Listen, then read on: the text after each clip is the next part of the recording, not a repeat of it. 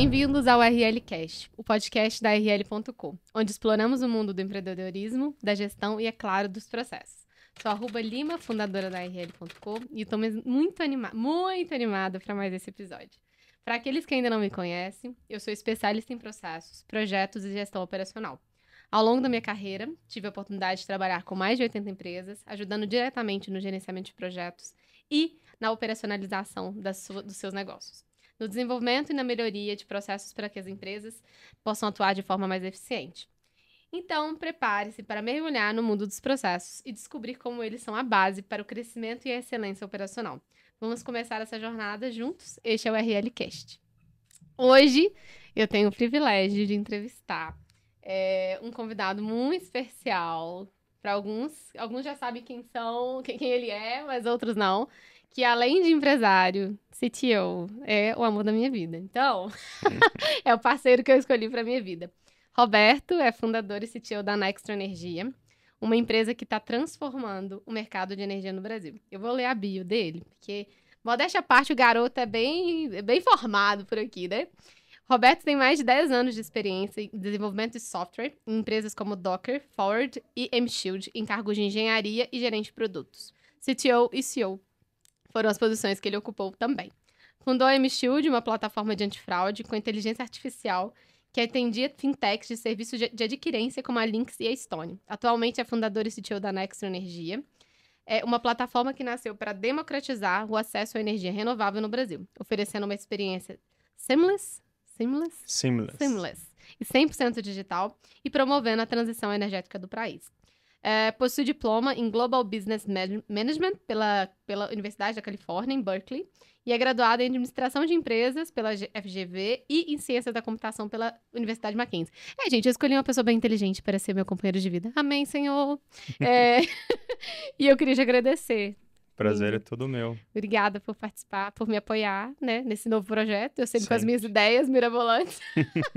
E é mais um projeto que eu decidi fazer para dar voz, não só para falar de operações, como você sabe que é a minha paixão, mas também para trocar ideia com empresários que eu admiro. Eu falei com o Matheus no podcast anterior, que eu falei, cara, esse é o momento de convidar pessoas que eu tenho prazer em conversar, para pessoas que eu admiro, porque eu acho que eu não sou... Quem me conhece sabe que eu não sou de agradar muito, eu não sou de ficar de lenga-lenga, não. Eu sou bem autêntica, assim. E são pessoas que é o tipo de pessoa que eu gosto de tomar um café, que eu gosto de tomar um vinho, que eu gosto de chamar para casa para fazer um churrasco e trocar ideia. Então, a ideia de ter esse espaço para contar a história de pessoas que eu admiro e de negócios que eu acredito piamente. Então, antes de a gente aprofundar na nossa conversa, deixar o Roberto se apresentar, eu vou pedir para quem está assistindo se inscrever nesse podcast, né? Assinar, ligar o sininho lá para receber o aviso, se inscrever, comentar, manda comentário, né? Apoia o projeto aí da galera. E é isso. Vamos lá, né? Antes de qualquer assunto, eu sempre gosto, antes de falar de negócio, eu gosto de falar da pessoa. Eu te conheço, mas as pessoas não te conhecem. E eu acho que muita gente não conhece o Roberto lá na profundidade, como eu sei que ele tem. E eu acho que antes de falar da Nextron e falar dos seus projetos de empreendedorismo e falar como que você veio parar aqui, né, hoje em São Paulo, com a Nextron aí em superação, né, superativa, eu queria que você falasse um pouco sobre você, né? E a gente falou um pouco sobre isso uns dias atrás, que é sobre o propósito que te move, né? O que fez você ter todo esse caminho, né, de morar fora, de estudar, mas o que te moveu? E quem que é o Roberto? Eu quero que as pessoas conheçam quem que tá por trás das cadeiras que você sentou. Bom, é um prazer estar aqui com você, Ruby. Obrigado pelo convite. Primeiro podcast aí vai ser meio que novidade para mim, mas eu vou tentar ser o mais natural possível aqui. Bom, eu sou uma pessoa lá do interior, né? Lá de Nova Andradina, uma cidadezinha de 30 mil habitantes quando eu nasci, hoje tem 50. Cresceu bastante. E nasci no mato, fui criado com muita natureza, então eu sempre gostei muito de natureza, animais, coisas que são naturais. Então eu sempre gostei muito de comer comida orgânica. Fui meio que geração saúde quando eu era mais jovem. Hoje em dia a gente toma uns drinkzinhos. mas até os 17 anos eu era bem nerd. E sempre gostei muito de tecnologia por coincidência do destino, né? Quando eu tinha 14 anos eu comecei a trabalhar e era uma empresa que vendia computador e fazia assistência técnica. Então, no comecinho ali eu fazia a entrega dos malotes no banco, mas depois eu aprendi a programar e instalar o sistema operacional. Naquela época era o Windows 3.11. Era um negócio bem rudimentar na época, vários disquetes para você conseguir fazer a instalação ali do computador. E tinha que aprender a montar, né? Todas as placas, vinha tudo separado, a gente montava um PC. E aí aquilo virou uma paixão. E aí eu virei meio que apaixonado por computador e aí decidi fazer ciências da computação, meio que contrariado ali do meu pai na época. Ele queria que eu fizesse engenharia, mas eu queria ser programador mesmo, então eu fui para fazer o que eu queria. E aí segui essa carreira de desenvolvedor. Eu era white hat, que é um hacker que faz coisas boas, né? Então eu hackeava muitas coisas pelo desafio de conseguir entrar nesses lugares e conseguir ter acesso a coisas que teoricamente eram proibidas, mas sempre olhando com uma visão de melhorar a segurança e fazer protestos contra coisas erradas que aconteciam no mundo. Então, por assim dizer, você já era uma pessoa desde a sua juventude inconformado. Assim, Sim. porque a gente pensa que a ser inconformado, às vezes, é ser radical e tudo. E às vezes, não, né? É simplesmente pensar um jeito diferente de falar sobre as coisas, né? Tipo, não aceitar as coisas como elas são colocadas. Sim. E aí, quando você foi gente, essa história de hacker. Tadinha da minha sogra. Mas eu acho muito legal quando você contar essa história, porque é aquela coisa assim, cara, você poderia ter feito várias coisas, né, quando você hackeava, porque era uma coisa bem nerd, por sinal. Mas eu acho que você já tinha na sua essência essa questão de querer impactar o mundo, né? Eu acho que quando você hackeava, você já tinha essa ideia de que você não tava. Cara, eu preciso ser ouvido de alguma forma. E aí, quando você. Qual que foi o momento chave da sua vida que você entendeu que você precisava, e óbvio, né? Isso já foi mais velho, mas que você precisava fazer. A gente estava falando, né? Com seus 28 anos ali, você tomou uma decisão. E eu queria ouvir de você como que foi essa decisão quando você saiu do seu trabalho aqui em São Paulo, que você estava lá 4 anos e meio, e decidiu ir para Califórnia. O que que te deu, assim? Porque você era um trabalhador, vamos falar, você era CLT, você estava ali trabalhando, formalzinho, todo dia, Sim. ia para lá, trabalhava igual um louco, psicopata aqui em São Paulo, porque a gente é assim, trabalhava sei lá quantas horas por dia, recebia um salário e tudo, mas o que que te fez largar tudo isso, né, que era estável, que era confortável, por assim dizer, mas que te fez largar e ir para os Estados Unidos e morar na Califórnia e se inscreveu em Berkeley, que foi quando você fez a pós. O que aconteceu, assim? O que rolou para você tomar essa decisão e realmente mudar dar essa virada de chave de ir para os Estados Unidos e mudar Sim. todo o rumo da sua história, né? Que mudou tudo. Eu acho que teve vários momentos. Essa mudança foi uma mudança importante que aconteceu mais ou menos nesse período aí de 28 anos. Mas antes disso eu também tive outras mudanças importantes ali. Quando, enfim, eu estava fazendo o Nesp, entrou em greve, faculdade, eu decidi, li o livro Pai Rico, Pai Pobre, a fazer administração de empresas e vim para São Paulo, saí lá de uma cidade que eu fazia em Presidente Prudente Ciência da Computação, para vir para São Paulo e comecei a trabalhar, e aí continuei no Mackenzie, e aí acabei me formando nas duas, e aí depois de alguns anos trabalhando, fazendo robozinho de trading, então naquela época eu fazia robozinho para tradear de forma automatizada na Bolsa de Valores do Brasil. Só que depois de alguns anos fazendo isso, eu vi que aquilo ali não era bem o que me preenchia, né, internamente. E aí eu pensei, pô, o que eu poderia fazer para realmente impactar o mundo? E aí naquela época era um período onde teve muitos apagões e blackouts no Brasil, que era 2012, 2011, 2012. Eu lembro, eu tava formando no ensino médio. Então, nessa época teve blackouts, teve falta de energia. Então eu falei, cara, energia renovável deve resolver esse problema. E eu sabia que lá na Califórnia tinha muita coisa sendo desenvolvida. Então a ideia era ir para lá, ficar um tempo, aprender o que eles estão fazendo de tecnologia e inovação nesse setor para trazer isso para o Brasil. E aí as coisas, quando você toma decisões que são decisões de pontos de inflexão, né, como o Flávio Augusto fala, muita coisa pode acontecer e você nem esperava, você não imaginava que ia acontecer isso. Quando eu vim para São Paulo, eu não imaginava que eu ia criar tantos amigos, por exemplo, que hoje em dia são os meus amigos até hoje e que mudaram muito a minha forma de ver o mundo, de como a criação é diferente também. Então, assim, teve muitas mudanças que teve impactos inesperados. E nesse caso, foi muito pensando nisso. Falei, pô, eu quero fazer isso, eu me vejo fazendo isso por 10 anos. E aí eu falei, eu vou para lá. Então, aí eu apliquei para Stanford e Berkeley para fazer a pós. E aí passei em Berkeley, fui para lá estudar. E aí foi uma experiência muito legal, porque lá é uma cultura diferente. Aqui no Brasil, a gente sempre teve uma mentalidade um pouco mais protecionista das suas ideias, de como você faz as coisas. Lá não, lá é muito aberto a troca, a comunicação, o compartilhamento das coisas.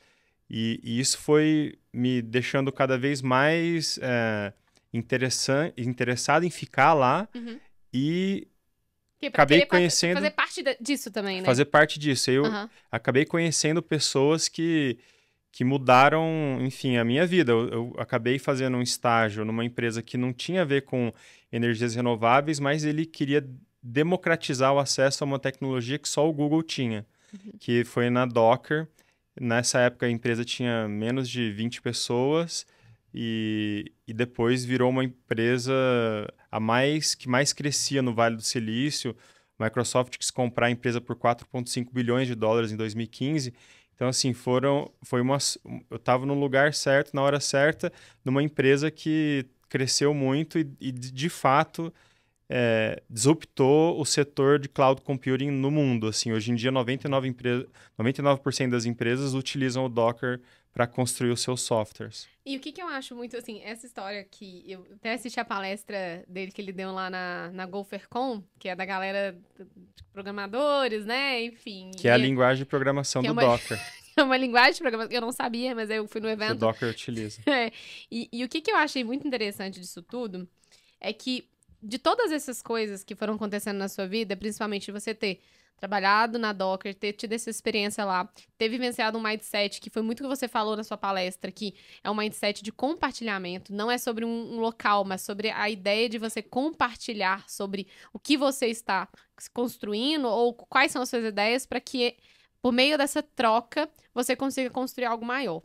E aí, depois desses anos que você ficou na Docker, você tinha essa ideia de empreender, né? Que eu sei que você foi para lá pensando em empreender, mas a vida te levou para um outro caminho e você acabou abraçando a oportunidade de trabalhar na Docker. E eu acho que foi uma das coisas que você fez muito bem pensado, que eu acho que você teve uma experiência muito foda. Mas como que foi essa questão da primeira vez realmente você empreender? Porque onde a gente vai chegar com isso, né?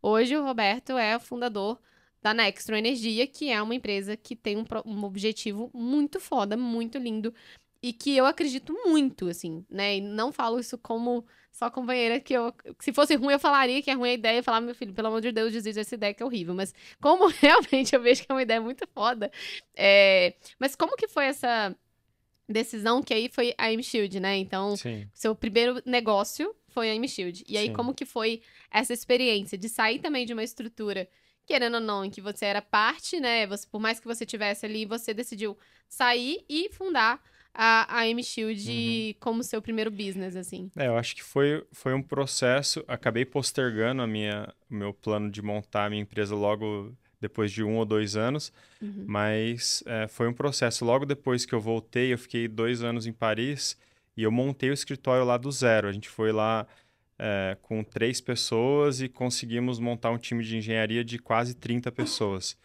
Então, foi uma experiência de montar mesmo do zero e trazer essa cultura, porque esse era quando o Solomon Hykes, que é o fundador da Docker, me convidou para ir para lá para montar o escritório e trazer essa cultura, ele acabou colocando uma missão para mim que foi uma missão muito legal de trazer essa cultura para os franceses lá e compartilhar todo a nossa forma de construir as coisas. E aí foi muito legal. Aí eu fiquei lá 2 anos, montei o escritório. Hoje em dia é o escritório mais importante fora de São Francisco da Docker. E aí quando eu voltei para a Califórnia, eu falei, agora está na hora de montar. A gente tinha conseguido na rodada Series C, que é a rodada Série C, eu consegui me capitalizar vendendo parte das minhas ações ali no valuation da empresa que era de 1,5 bilhões de dólares. E aí eu falei, bom, agora eu consigo arriscar aqui.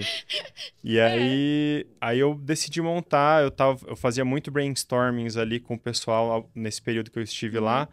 E uma das pessoas que estavam comigo era um cientista de dados que conseguia criar modelos, ele trabalhava no Uber de antifraude. E aí a gente decidiu montar a empresa de antifraude usando muito da modelagem e do conhecimento que ele tinha. Eu tinha conhecimento de pipeline de dados e ele tinha conhecimento de modelagem de dados. Então a gente uniu as forças e montamos a M-Shield. Sim. E aí o primeiro... E ainda não era o business de sustentabilidade, ainda que não era aquilo que você saiu do Brasil falando que você queria fazer, né? Mas é a vida, tá vendo? É a vida. Eu acho que eu sempre tive essa vontade de empreender, mas eu não restringi as opções só por conta sei lá, de eu querer fazer alguma coisa na área de sustentabilidade. Então, eu acabei fazendo a M-Shield, a gente montou uma empresa que processava milhões de transações, todas as transações da Lynx no Brasil. E aí, quando a Lynx foi comprada pela Stone, eles quiseram comprar a M-Shield. E aí, nesse processo de negociação da M-Shield, foi quando eu me reconectei com o Ivo, que é o meu co-founder na Nextron. Ele já trabalha com sustentabilidade e energias renováveis há bastante tempo.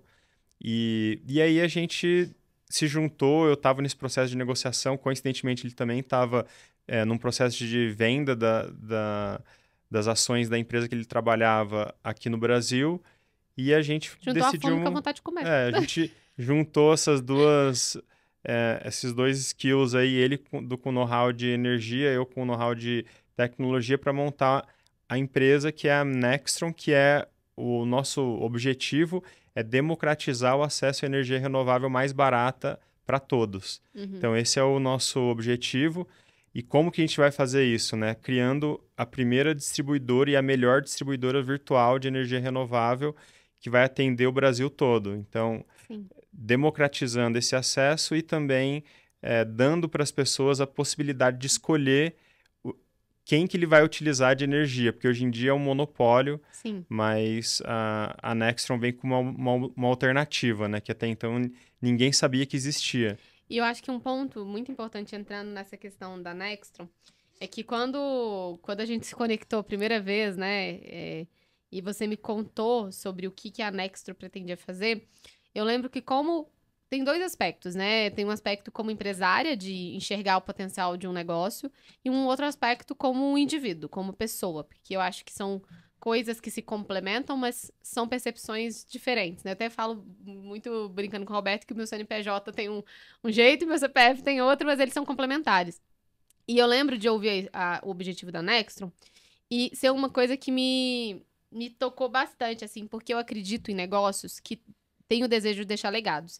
Eu não acredito em negócios que, cara, não tem um propósito maior, assim. Eu acho que... E eu já falei algumas vezes aqui no podcast sobre alma de negócio. E a gente conversa bastante sobre isso. Não adianta só uma boa ideia. Essa ideia, ela tem que ter base, ela tem que ter fundamento e ela tem que ter algo que movimenta ela para que ela consiga superar as dificuldades.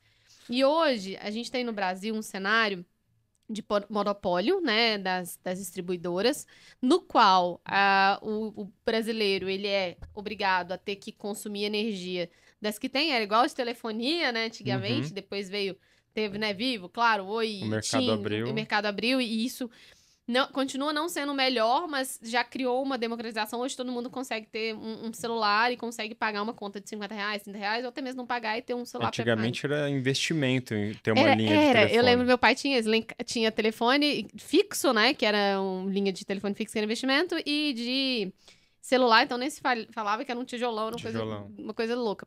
E aí, quando a gente pensa, vamos pensar numa retrospectiva, né? Então teve a questão do telefone, que era um monopólio, e vieram empresas audaciosas e romperam com os padrões e conseguiram fazer acontecer. Mas existiram muitas dificuldades, né, de implementação dessas empresas. Surgiram muitas, mas não foram muitas que sobreviveram por causa de todas as dificuldades e da resistência e da disciplina de se manterem.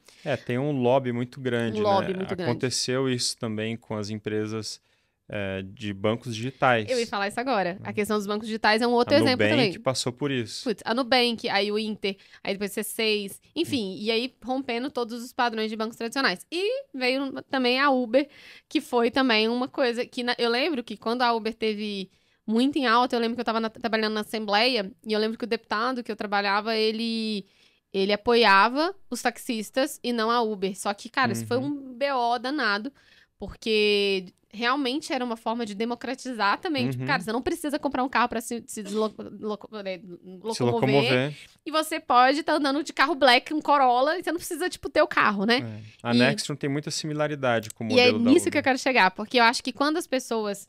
E era difícil para as pessoas entenderem. Então, quando você me contou o que era a Nextron, mesmo eu tendo todo esse conhecimento de negócio, estando por dentro no meio, né, aqui em São Paulo, ouvindo o tempo todo de falar sobre business, realmente foi um negócio que me pegou com várias dúvidas.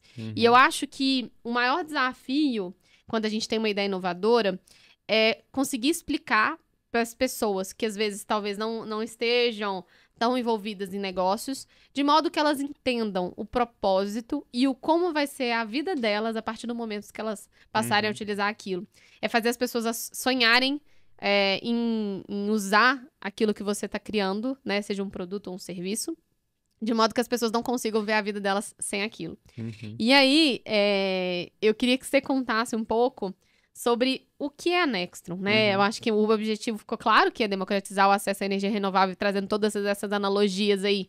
Fica bem claro que não é um desafio fácil, dado que a gente tem monopólios, temos política, temos várias coisas envolvidas nessa questão das distribuidoras. Mas o que é a Nextron, né, hoje? Como que ela está hoje, né? Sim. E como que a gente pode falar para as pessoas sobre essa solução que tem, né? E depois eu quero falar um pouquinho sobre o impacto dessas decisões, né, no futuro.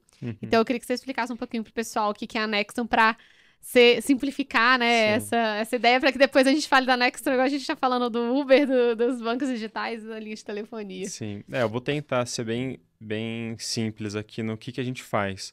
Mas, basicamente, muito similar ao que o Uber faz, nós conectamos as usinas de fontes renováveis aos consumidores finais, através de uma plataforma digital. Então, o consumidor, ele simplesmente adere ali ao nosso serviço, da mesma forma que ele adere ao Netflix, e aí, a partir desse momento, ele começa a utilizar a energia renovável de usinas que estão próximas a você na sua região.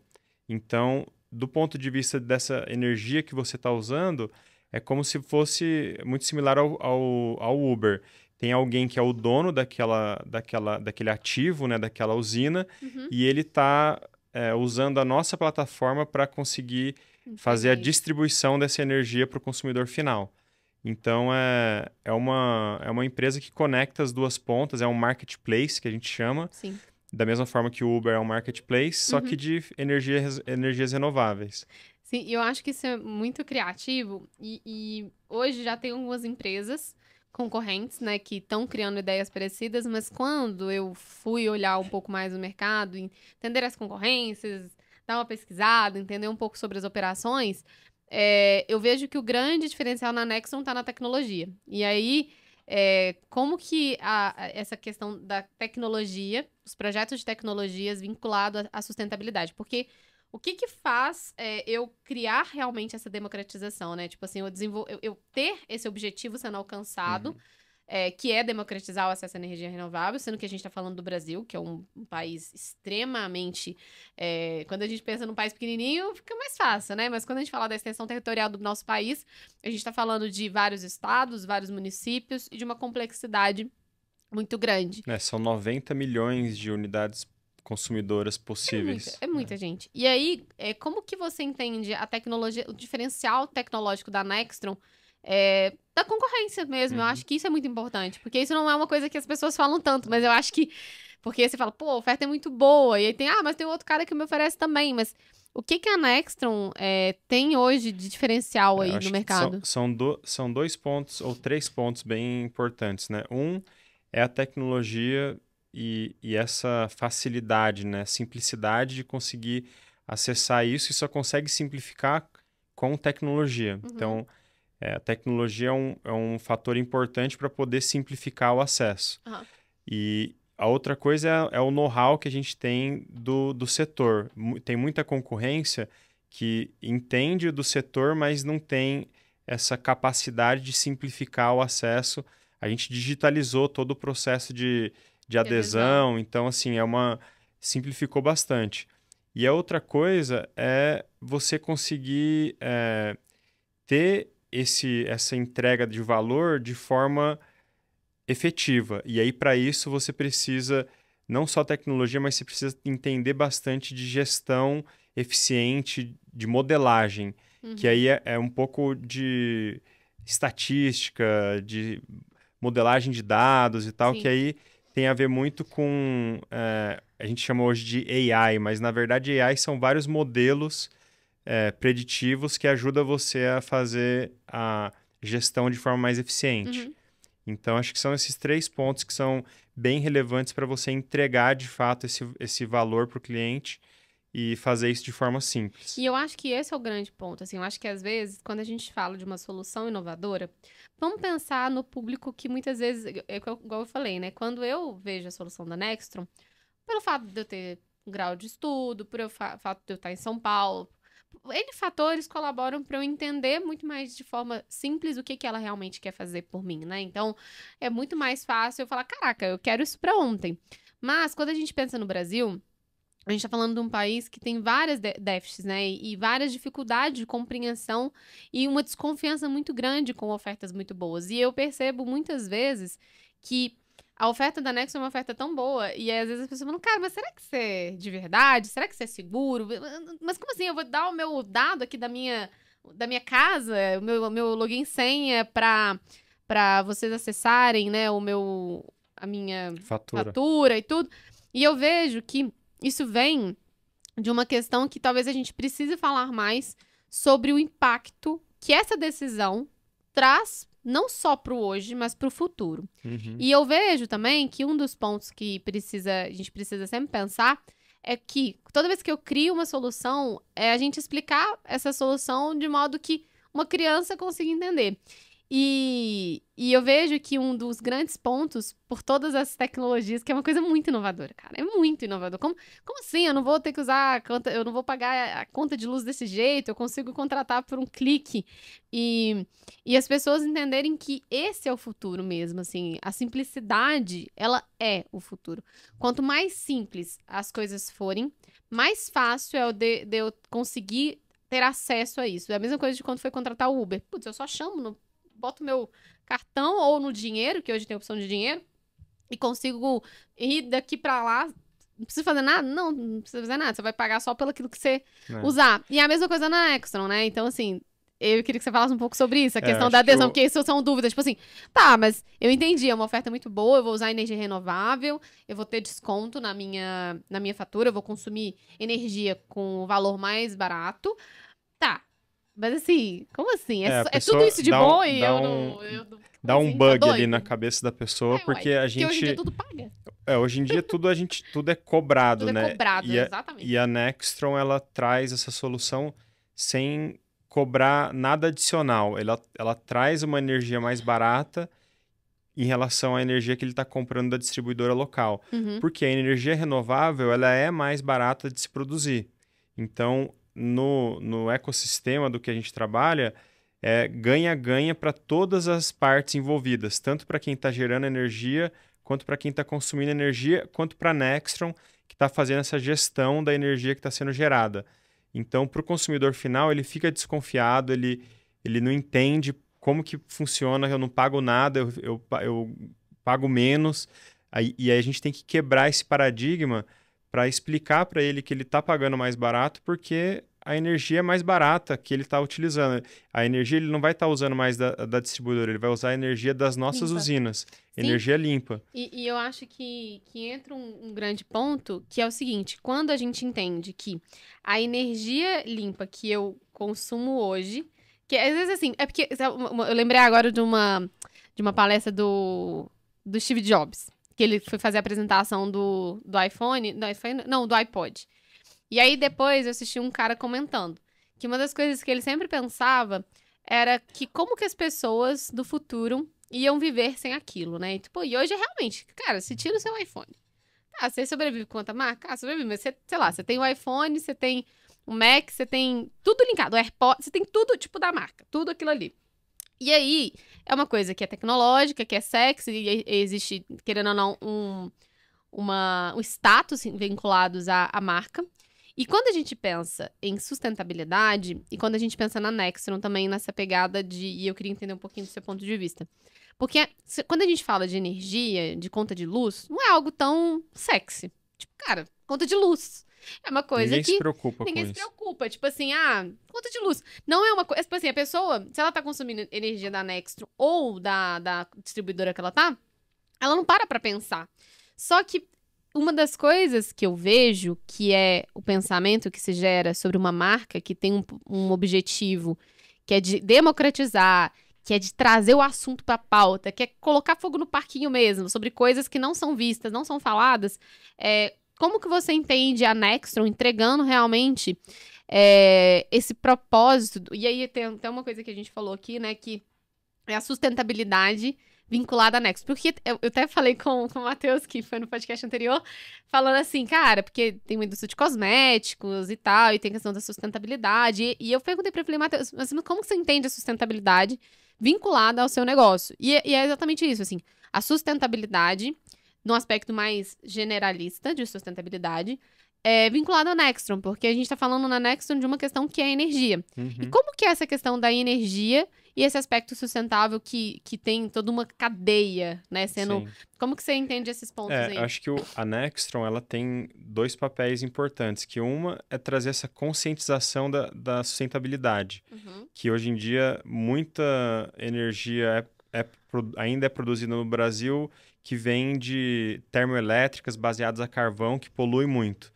Então, a Nextron nem tem muita noção disso, e não às tem vezes. noção, porque está embutido no mix de energia que ele consome da distribuidora. E a distribuidora nunca foi uma entidade que se preocupou em conscientizar ou de atender o consumidor com o melhor serviço. Não. Sempre foi um serviço ok ou ruim, no melhor dos cenários. E a Nextron veio com esse papel de conscientização de que a energia que você usa, ela impacta o seu ambiente onde você mora, o seu país, o planeta, e a gente trazer isso com uma digitalização do setor que até então não aconteceu. No Brasil, o setor de energia ele ainda é muito arcaico. Uma das missões da Nextron é trazer o que a gente chama de Open Energy, que é criar um protocolo de comunicação entre as distribuidoras para você, consumidor, poder compartilhar esses dados da mesma forma que você compartilha no Open Banking com os bancos, entre os bancos. Então, a gente precisa criar essa digitalização para fazer com que a eficiência do setor aumente e você consiga trazer mais serviços agregados para o consumidor final.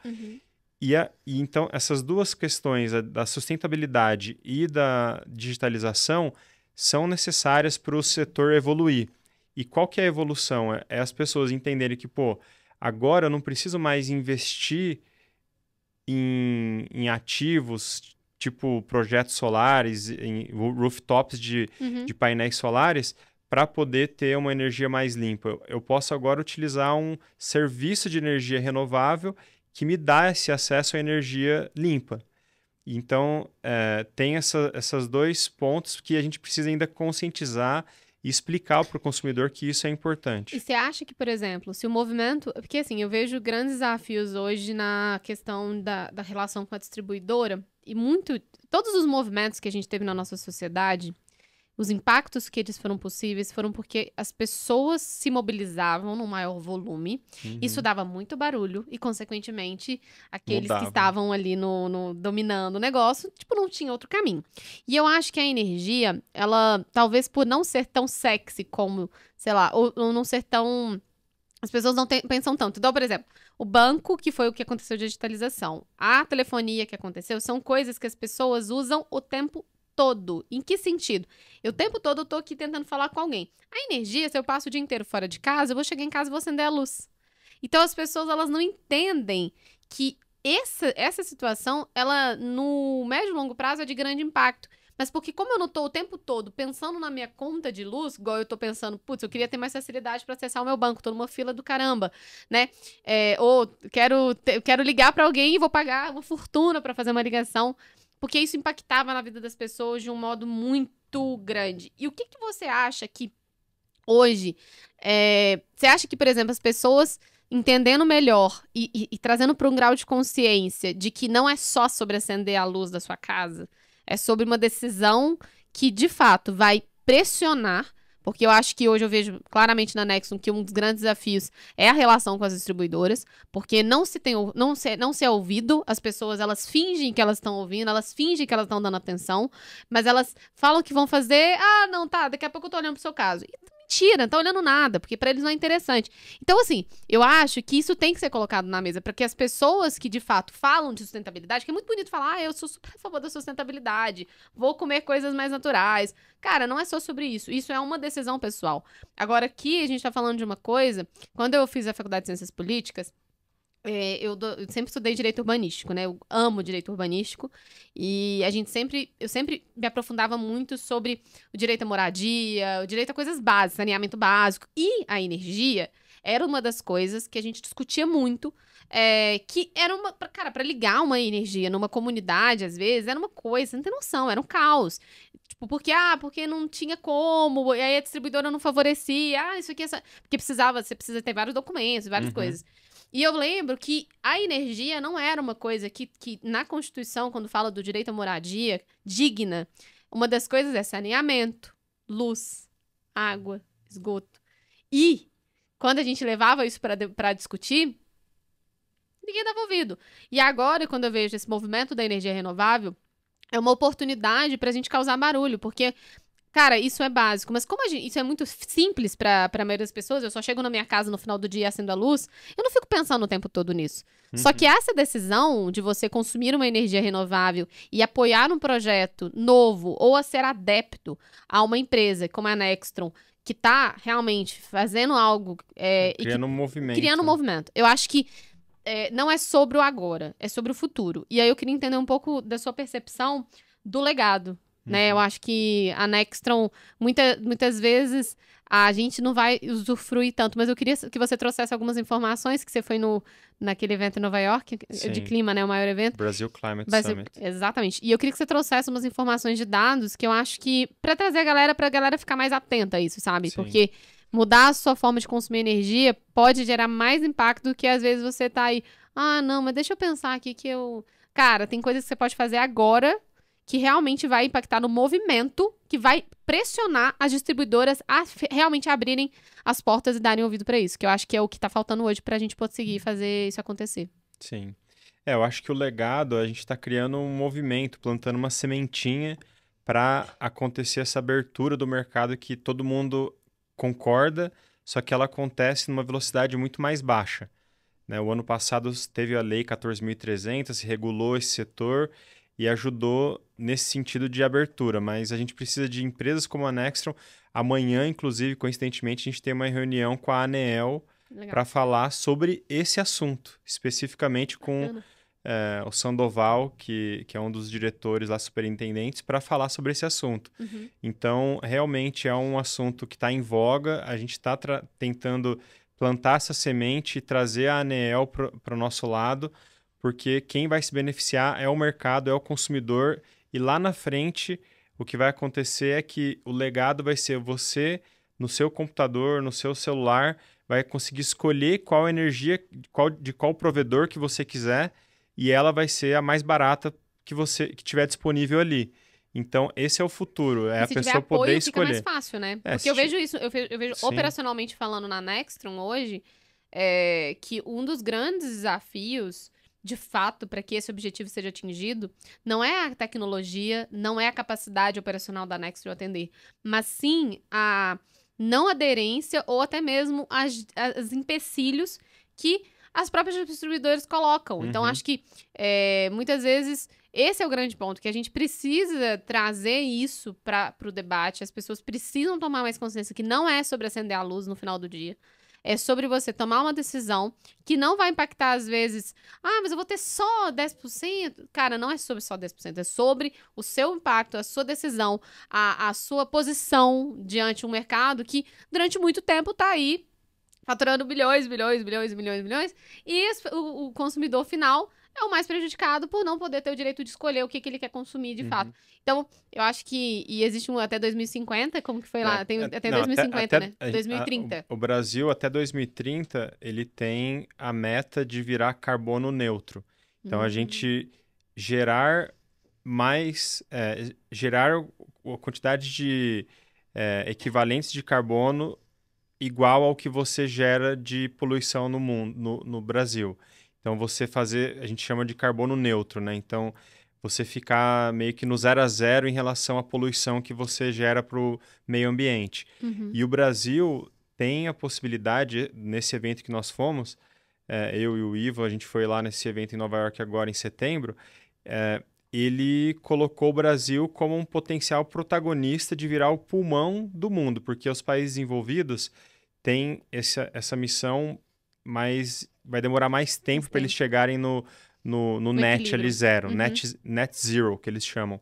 E você conseguir zerar o que você emite e o que você produz de benefícios. E o Brasil pode ser aí tem um mercado de créditos de carbono. E o Brasil vai poder ser o país que vai compensar, porque nós vivemos num planeta onde tudo está interligado. Não é porque o país lá na Europa que não tem impacto aqui. Então, se o Brasil conseguir compensar os países desenvolvidos, talvez o Brasil vire o pulmão do mundo. E as estimativas estavam falando que no Brasil, a gente sabe que a nossa matriz energética é predominantemente hidráulica.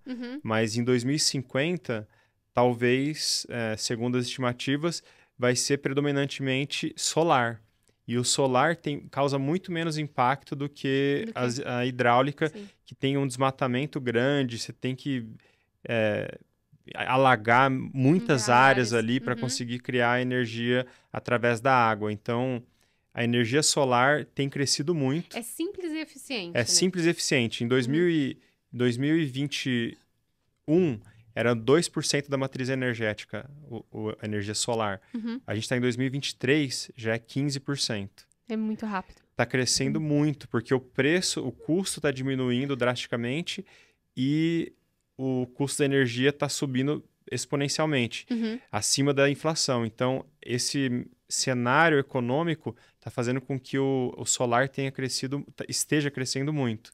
E uma coisa que eu gostaria, assim, como gestora, né, e trabalho na parte de processos, eficiência operacional, governança, né, que é profissionalizar as empresas para que elas tenham mais sustentabilidade, que o negócio sobreviva e seja sustentável durante mais tempo. E aí tem se falado muito nos últimos tempos sobre a ESG, né, que querendo ou não, é uma questão de que a empresa ela contemple todas essas áreas dentro de um negócio, que é a governança, o social, a sustentabilidade, né?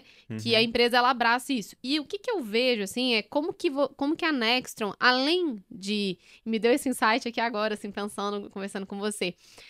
Vocês estão fazendo parcerias com empresas de grande porte, assim, né? Que eu vi que saiu a notícia do C6, né? Em breve vai sair algumas grandes. Vai sair outras também. Então, assim, o que também você entende falando para o empresário que muitas vezes, talvez, ele não seja o cliente ideal porque talvez a empresa em si não consiga utilizar a energia da Nextron por alguns fatores, que seja alta tensão e tudo, mas essa empresa impacta pessoas e essas pessoas poderiam utilizar.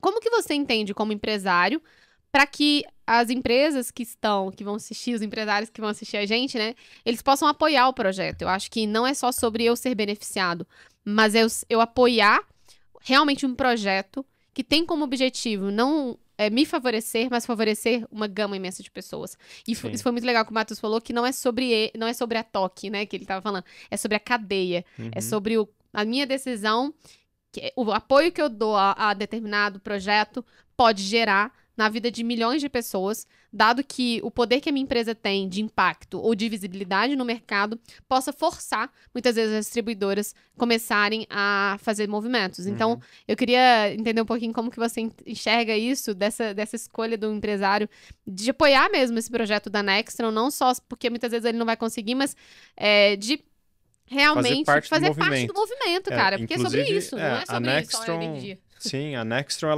ela tem esse objetivo de trazer mais sustentabilidade para as empresas e como a gente traz economia, então também ajuda na sustentabilidade do negócio. Então, a gente criou um selinho, inclusive, de sustentabilidade que a gente pede para o pessoal colar ali e aí ter esse selo verde, né, de sustentabilidade, o que ajuda também na marca das empresas, né, por eles estarem fazendo parte desse movimento. Então, as empresas que fazem parceria com a Nextron têm esse intuito de fazer parte do movimento, trazer esse benefício não só para os seus colaboradores, mas também para a economia local. E isso aí acaba trazendo mais economia, no final das contas, para todo mundo que vai utilizar essa energia. E eu deixo o convite para quem está assistindo, empresário de plantão, né, que por mais que às vezes, que se você tem essa vontade de fazer, né, ou participar de movimentos que estejam vinculados, fortalecer o fórum de debate sobre sustentabilidade, realmente deixa aqui o comentário que eu acho que é importante a gente unir forças com empresários que acreditam nisso, que realmente acreditam nessa questão da mudança do consumo de energia, não sendo mais por meio de carbono, enfim, queimas, né, que geram a questão da hidrelétrica e realmente consumir energia renovável. Inclusive, a Nextron, ela busca empresas que não necessariamente são o público-alvo dela de consumidor, mas sim porque elas são adjacentes ao que a gente faz. Exatamente. Então, tem empresas como a Eu Reciclo, que faz a reciclagem das caixinhas ali, as embalagens. Tem a Circular Brain, que faz a reciclagem das placas de placa-mãe ali que vão nos eletrônicos. Tem a Tembice, que é mobilidade através de bicicleta. Então, a gente faz essas parcerias para criar esse movimento e fortalecer essa discussão, né? Porque as empresas adjacentes têm também as suas dificuldades de conseguir mostrar tanto para os outros empresários, cada um em seu setor, que isso é relevante, que eles fazem essa engenharia reversa, né, que é ver o impacto que eles estão causando no meio ambiente e tentar compensar isso através da reciclagem dos produtos que eles colocam no mercado. Sim. Então, é um movimento importante, a gente tenta se apoiar ali entre nós para criar um movimento mais forte. Né? E eu acho que... E aí que entra, né? Lembrando que o primeiro ponto, lembrando também da sua essência, quando você era jovem, que já era de gerar impactos no mundo, né? De alguma forma como hack. E eu acho que agora o grande ponto é realmente ter o apoio. Não só... de ter o apoio das pessoas, dos empresários, dos negócios, das empresas que não vieram aqui a passeio, né? Acho que a gente não tá aqui a passeio, a gente tá aqui para fazer alguma coisa. Se a gente tá numa posição em que a gente consegue debater sobre isso, falar sobre isso, de modo que a gente leve essa consciência para as pessoas, igual eu falei, a minha experiência trabalhando, né, na área pública durante um tempo e vendo a dificuldade que é pra, tipo, cara, pagar uma conta de luz, tem muita gente que deixa de comprar um arroz com feijão para pagar uma conta de luz. E isso é uma coisa meio bizarra, assim, né? Mas às vezes as pessoas não estão pensando. E quem poderia gerar realmente, trazer pro debate, não tá falando sobre isso, porque no final do dia só chega e acende a luz no interruptor e não é sobre é sobre a minha decisão que impacta o mundo como um todo. E aí, trazendo um pouquinho para a questão do modelo de negócio disruptivo da Nextron e trazendo um pouquinho para o meu lado de processos ali e operação, como que você entende hoje, e para quem não sabe, né, eu e o Roberto, a gente está fazendo um trabalho juntos ali, eu estou ajudando a Nextron na questão de operações, Ajudando né? muito. Na questão dos processos, dado a complexidade do negócio, né? Hoje a gente está em 15 distribuidoras e cada distribuidora funciona de um jeito. Sim.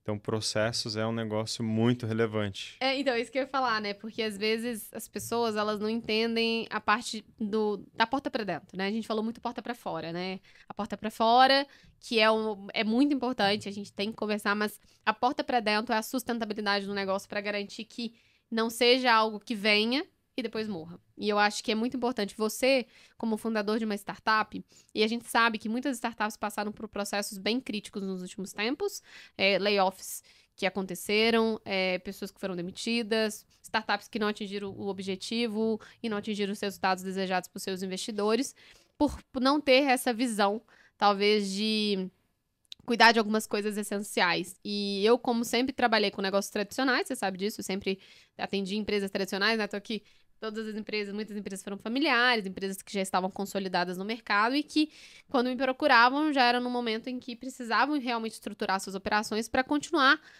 porque a empresa tinha vivido ali 40, 50 anos, mas não ia viver mais 40, 50 anos se não começasse a estruturar a sua operação de modo profissional. Uhum. E você, como que você enxerga essa questão da importância, porta para dentro, para garantir a entrega para o seu cliente do básico, né? Como que você entende essa importância da operação funcionando de forma redonda para que vocês consigam entregar realmente esse objetivo, que não é nada fácil? Sim.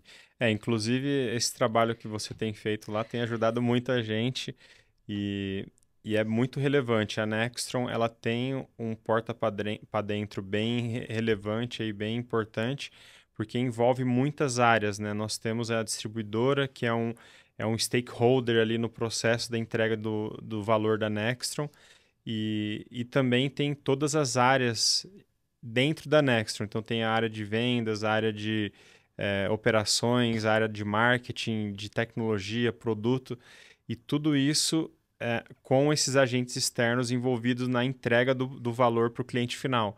Então, é muito importante ter essa estruturação dos processos e eles bem definidos, o papel de cada área e como que é feito o handoff de uma área para outra, para conseguir com que a empresa funcione bem e seja eficiente na entrega ali do benefício para o consumidor. Então, tirando a parte que eu falava muito na cabeça dele antes de fazer isso, qual foi o momento que você acha que você percebeu que era necessário começar a olhar para isso dentro da sua empresa?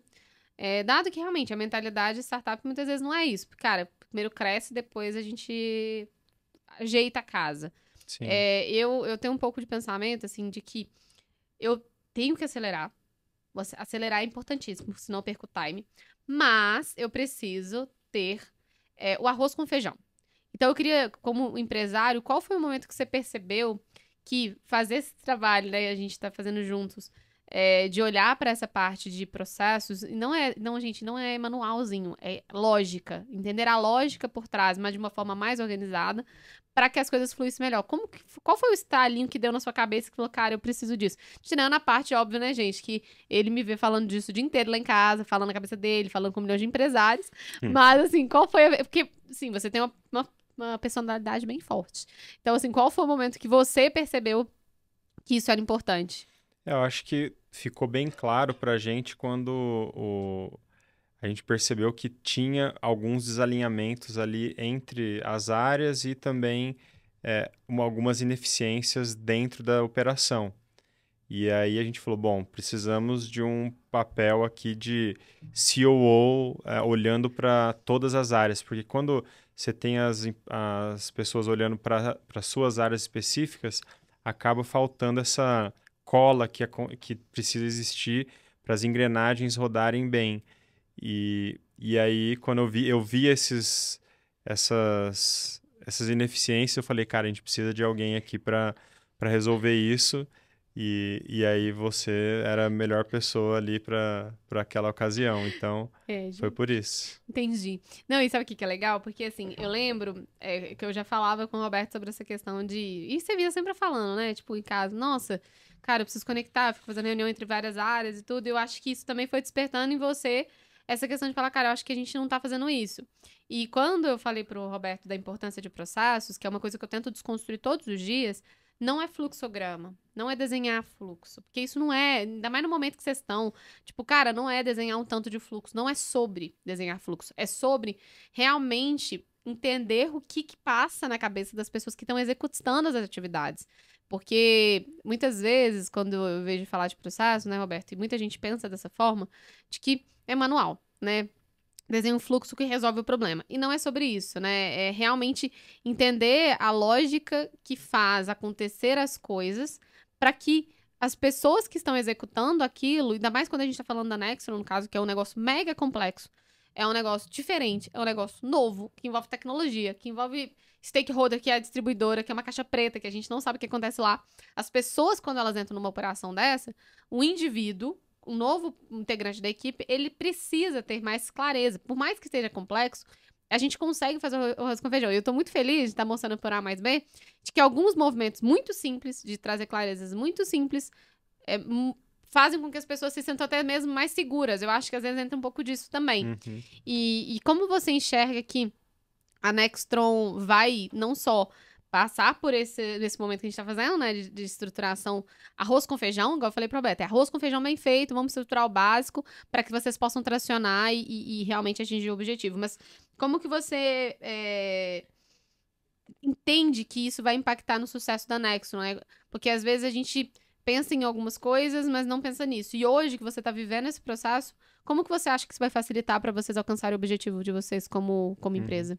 Hoje a gente tem mais de 40 pessoas na Nextron, né? Então, são várias pessoas envolvidas e para a gente conseguir, num contexto de recursos limitados e muitas pessoas envolvidas, tem que ser bem eficiente, né? Então, a estruturação dos processos e o arroz com feijão bem feito, como você fala, é muito importante para a sustentabilidade do negócio, né? Então, a gente focou nisso agora para tentar ajudar mesmo a melhora, né, desse fluxo, dado essa complexidade adicional que a gente não imaginava junto às distribuidoras, que exigiu mais diligência do nosso lado e mais alinhamento entre as áreas para garantir que a coisa flua bem, né? Então, para a gente é muito relevante isso aí e importante para o futuro da empresa.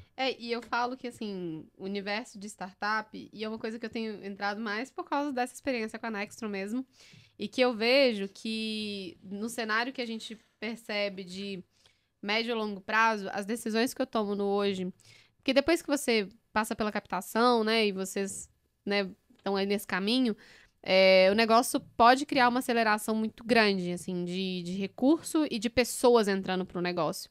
Quando a gente fala de um negócio tradicional, o negócio só aumenta... O crescimento é mais devagar, né? É porque, assim, eu só consigo contratar pessoas à medida que eu tenho geração de caixa. Uhum. Se eu não tenho geração de caixa, eu não consigo trazer pessoas. Então, o crescimento, ele é meio... Ele vai conforme o crescimento financeiro, e aí esse time, ele faz com que os donos também e as pessoas vão entendendo mais sobre o negócio, isso ajuda muito. Uhum. Quando a gente fala de uma startup, é que, tipo assim, você tá aqui com 50 pessoas hoje. Cara, a partir do momento que você capitaliza e você tem ali o investimento, você pode passar para 400 em menos de, sei lá, em 6 meses, um ano. Entendeu? Então, é um salto muito grande, né? Então, isso foi onde que eu percebo que não ter essa base, e que eu fico muito feliz de Santos de Casa estar fazendo milagre, graças a Deus, é que isso, de fato, traz essa base, sabe? Para crescer de forma ordenada, senão porque vira um caos. Vai ser rápido, mas eu vejo que ter isso, é o arroz com feijão bem feito, que te dá essa clareza e que a decisão tem que ser rápida também, porque se você demora muito para tomar decisão, cara, você perde o time. E eficiência operacional é o grande segredo pra gente conseguir gerar crescimento, pra gente conseguir atingir os objetivos. E às vezes, empresas mais tradicionais, elas não têm isso porque acabam que o crescimento ele acontece ali meio que natural, e ele vai crescendo, vai crescendo. Mas quando a gente tá falando de negócios que tem um time certo pra acontecer, cara, você tem que crescer, você tem que se desenvolver rapidamente pra justificar até mesmo a alocação de recurso, enfim. Então, eu vejo que esse também é um grande diferencial e dando porta pra dentro hoje, pensando no cliente, né?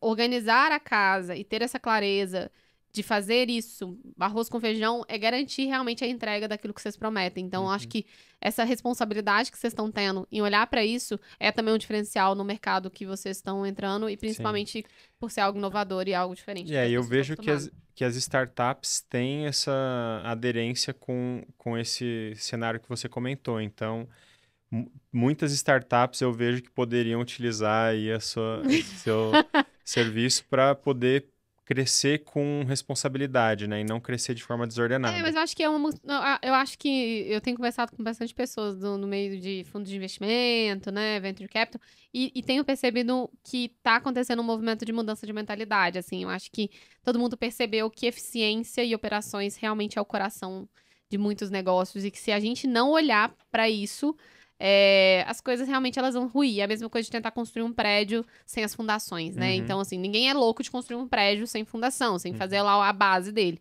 Porque, de fato, ele vai cair. Sim. Então, eu acho que essa mentalidade, em outras analogias, em outras coisas que mostram realmente a importância de coisas básicas, para construir um prédio maravilhoso, você tem que construir uma fundação que ela é essencial. Senão, aquele prédio realmente ele não se sustenta. Então, cara, assim, eu acho que é isso. Eu vejo na Nextron um potencial muito grande. Eu, não só como empresária, mas como indivíduo, tô aqui para fazer barulho também e apoiar o movimento. Eu acho que falar sobre isso, bater na mesa, mas vamos manter a relação. Cara, vamos causar mesmo. Tem que incomodar, tem que as pessoas, empresários, que acreditam também, que querem apoiar o movimento, que acreditam que utilizar as energias renováveis para que as pessoas possam ter uma energia mais barata na sua casa. Não é só sobre a gente, que às vezes tem condição de chegar em casa e só para ir apagar a luz e nem pensa, mas na família e muitas vezes no Brasil, no longo prazo, que a pessoa deixa de comprar o que comer para pagar a conta de luz, porque senão vai ficar sem luz, e aí, cara, vai ficar sem geladeira e vai ficar... Então, tipo assim, não é sobre o agora, é sobre o futuro, né? A Nextron consegue dar até 20% de desconto. Imagina para um comerciante que gasta R$5.000 numa padaria, ele consegue economizar R$1.000 é uma coisa todo muito mês. Grande. No final do ano, ele consegue pagar o 13º ou contratar alguém. Então, assim, é um impacto grande para a economia também. Esse dinheiro que fica para ele ali dentro da empresa dele, ele consegue contratar mais uma pessoa, então ele movimenta a economia, ele gera emprego, ou senão ele investe em marketing, ele vende mais, ele compra uma geladeira nova. Enfim, você pega esse recurso que antes você estava pagando a mais para ter uma energia mais cara e realoca esse recurso de uma forma mais inteligente. Então, acho que esse é o grande futuro. Roberto, assim, estamos chegando no fim, né? Por mim, eu ficava conversando, mas a gente vai conversar muito. Fico muito feliz de ter recebido você aqui, o tanto Prazer que é importante. É todo meu. Eu até fico brincando, né? Algumas pessoas falam assim, nossa, mas vocês estão trabalhando juntos, assim, por esse período aí, vocês são meio doidos. Eu falo, cara, eu acho que quando a gente tem alinhamento e propósitos comuns, a coisa flui, né? E eu acho que eu tenho hora que eu quero matar ele, mas tá tudo bem, não mato. Te amo. Mas eu acho que é essa questão da gente se apoiar, né? Então, para muitas pessoas que enxergam casais, né? Acho que sempre me perguntam isso. Cara, como assim? Como que funciona? Eu falo, cara, é respeito e realmente apoiar o sonho do outro como se fosse seu. E a Nextron se tornou um sonho meu também. Então, contem comigo. Roberto, eu queria te agradecer. Foi uma conversa muito inspiradora, foi muito bom mostrar um pouquinho de quem você é. Eu quero que as pessoas conheçam o Roberto por trás, o CTO, a pessoa séria que ele é, que é um cara maravilhoso, e que realmente é o seu coração, a sua alma, que faz esse projeto da Nextron se tornar tão incrível e tão inspirador para todo mundo que está participando dela e para mim também como sua companheira de vida. E queria te agradecer, queria que você deixasse uma mensagem final aí pra galera e... Galera, muito obrigada. Deixa a mensagem final e a gente vai para os sinos aqui. Bom, prazer é todo meu, Rúbia. Obrigado. Foi um bate-papo muito legal. Primeiro podcast aí. Eu acho que foi muito, muito produtivo a nossa bate-papo e obrigado pelo espaço e parabéns pelo projeto. Muito legal. Obrigada. Gente, não se esqueça de se inscrever no canal. ligar o sininho, fazer os comentários, que nós estamos aqui para trazer conteúdos legais, relevantes e falar sobre a importância das operações mais eficientes no dia a dia. E para encerrar aqui, todo mundo que quiser economizar energia, entra no site da Nextron e faça o cadastro lá, www.nextronenergia.com.br, e façam o cadastro. A gente está em 11 regiões do país, então... Maravilhoso, gente. Então, 11 estados. 11 estados. Quem ainda está consumindo energia, cara, né? Se inscreva na Nexon, vá lá, faça o seu cadastro. E quem quiser fazer parte desse movimento, também comenta aqui no nosso canal, fala que quer fazer parte, quer saber mais e vem apoiar o nosso projeto, que eu acho que tem tudo para ser muito lindo. Obrigada. Até mais. Obrigado.